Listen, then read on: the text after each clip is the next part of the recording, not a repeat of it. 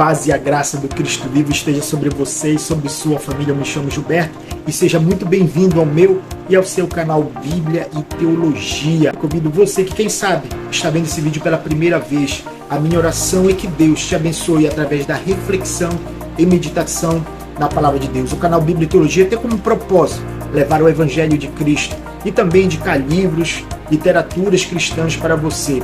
Então eu convido, se inscreva, curta, compartilhe. E você que já faz parte da família Bíblia e Teologia, não se esqueça, curta, compartilhe, deixe o seu comentário, porque fazendo isso você vai nos ajudar a levar a palavra de Deus a todos aqueles que necessitam. E hoje estaremos refletindo, meditando num livro pouco falado, pouco conhecido pelo meio cristão. É o livro de Eclesiastes. O que esse livro tem a nos ensinar hoje? É sobre ele que estarei meditando hoje. Dito isso, vamos para a mensagem de hoje.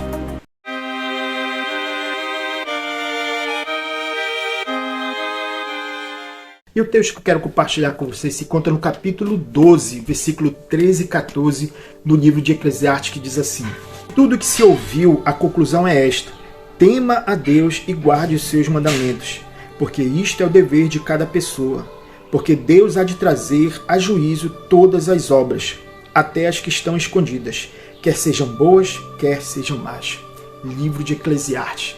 Esse livro está naquele grupo de livros chamado Livro de Sabedoria, juntamente com Jó, Salmos, Provérbios e Cantares. Esse livro foi escrito, de acordo com a maioria dos estudiosos, pelo grande rei Salomão. Foi considerado o rei mais rico, aquele que foi abençoado por Deus com uma sabedoria acima da média, a ponto de nenhum rei antes ou depois dele alcançar tanta sabedoria. E nesse livro a gente vê que o autor busca incansavelmente buscar o verdadeiro sentido da vida, o verdadeiro sentido da existência em muitas coisas. Como eu falei, Salomão foi um rei muito rico, um rei muito sábio.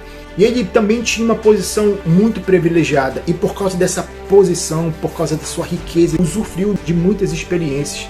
Salomão teve 1000 mulheres, Salomão fez muitas obras, Salomão foi muito rico, a ponto de muitas pessoas virem a Jerusalém para ver a riqueza de Salomão e escutar a sua sabedoria. Ou seja, Salomão, por causa da sua posição, usufruiu de muitas coisas que nós, quem sabe, meros mortais, nunca experimentamos. Mas a conclusão de toda a experiência de Salomão sempre foi a mesma: vaidade, vaidade. Tudo é vaidade. Veja o que ele fala no capítulo 1, no versículo 1, 2 e 3. Palavras do pregador, filho de Davi, rei de Jerusalém. Vaidades de vaidades, diz o pregador, vaidade de vaidades, tudo é vaidade. Que proveito alguém tem de todo o seu trabalho, com quem se afadiga debaixo do sol? Geração vai, geração vem, mas a terra permanece para sempre. A palavra ou o termo vaidade se repete por todo o livro de Eclesiastes. Mas o que significa? O que Salomão quis dizer sobre vaidade? Vaidade no hebraico significa revel. Revel nada mais é do que sopro, fumaça. Certa vez, um seminarista perguntou para o seu professor teólogo o que significa revel, o que significa vaidade no livro de Eclesiastes. Ele deu uma ilustração de uma bolha de sabão. Ele fez a pergunta para o seu aluno: o que fica depois que a bolha de sabão estoura? E o seu aluno disse: nada, professor. Ele disse: isso é revel. Isso que Salomão quis dizer. Quis dizer que tudo na vida, na perspectiva debaixo do sol, ou seja, numa perspectiva mundana, numa perspectiva natural, a vida parece que não tem sentido. A vida é fútil, passageira, sem propósito. Tudo é revel. Essa conclusão do autor, essa conclusão pessimista, se deve por causa da sua perspectiva, da ótica que ele enxerga todas as coisas, todas as experiências que ele teve. Tudo era revel, ou seja, a perspectiva, ou seja, o critério que ele analisa todas as coisas é um critério meramente humano, meramente natural, meramente debaixo do sol. Esse é o segundo termo muito repetido, aproximadamente 25 vezes no livro de Eclesiastes.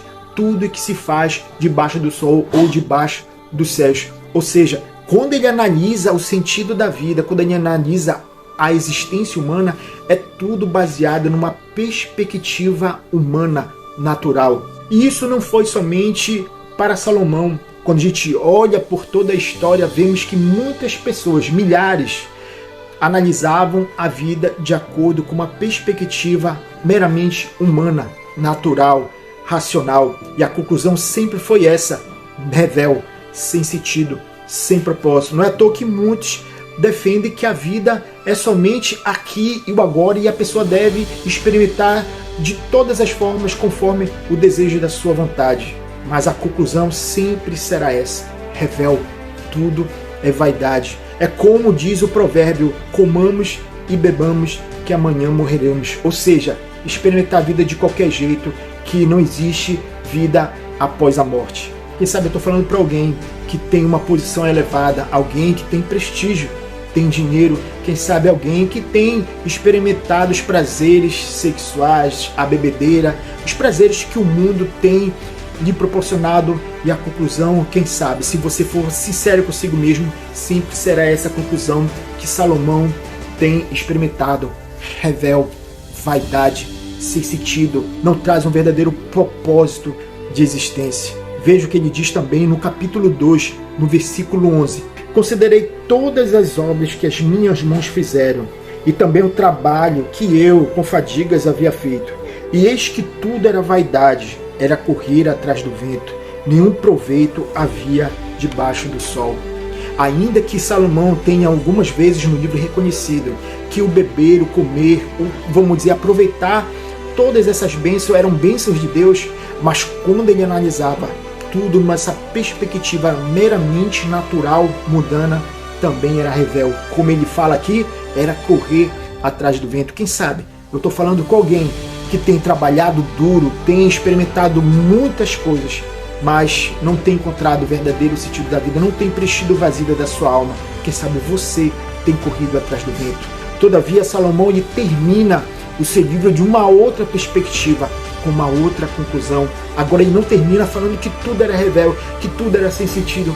Agora ele diz: a conclusão é de tudo que tem se ouvido, ou seja, de tudo que ele tem experimentado, de tudo que ele tem aprendido, de tudo que ele tem visto, é: teme a Deus e guarde os seus mandamentos. Ele ainda diz: esse é o dever de todo homem, temer a Deus e guardar os seus mandamentos. Só podemos experimentar isso quando temos um relacionamento verdadeiro e sincero com Cristo. Temer a Deus e guardar os seus mandamentos só podem ser experimentados quando você tem Cristo na sua vida, quando você tem o Espírito Santo na sua vida. Jesus certa vez disse: aquele que me ama guardará os meus mandamentos. Esse amor é amor relacional, é um amor verdadeiro e sincero. Lembre-se, temer a Deus e guardar os seus mandamentos é o dever, a responsabilidade de todo homem, porque chegará um dia que todos nós iremos comparecer diante do juiz de toda a terra. Ele nos julgará com justiça e com santidade. Como você tem visto a vida? Quem sabe a sua visão ainda é uma visão meramente natural, humana, mundana. Quem sabe você olha para o mundo, vê guerras, vê violência, vê injustiça, e você conclui que a vida é uma vida sem sentido. A conclusão do grande rei Salomão é: teme a Deus e guarde os seus mandamentos. Experimente buscar a Deus e guardar os seus mandamentos. Experimente nutrir um relacionamento com Jesus Cristo, e você encontrará o verdadeiro sentido da vida, porque Deus nos fez para Ele mesmo, e não encontraremos paz para a nossa alma enquanto nós não nos deleitarmos na sua presença. Foi esse ensinamento de Santo Agostinho. Que Deus te abençoe e que essa palavra venha encontrar guarita e morada no seu coração, e que você venha olhar para a vida não numa perspectiva pessimista, caída, não numa perspectiva mundana e natural, mas numa perspectiva acima do sol, acima dos céus, uma perspectiva divina, numa perspectiva de Deus em Cristo Jesus. Que Deus te abençoe e fique na paz de Cristo. Amém.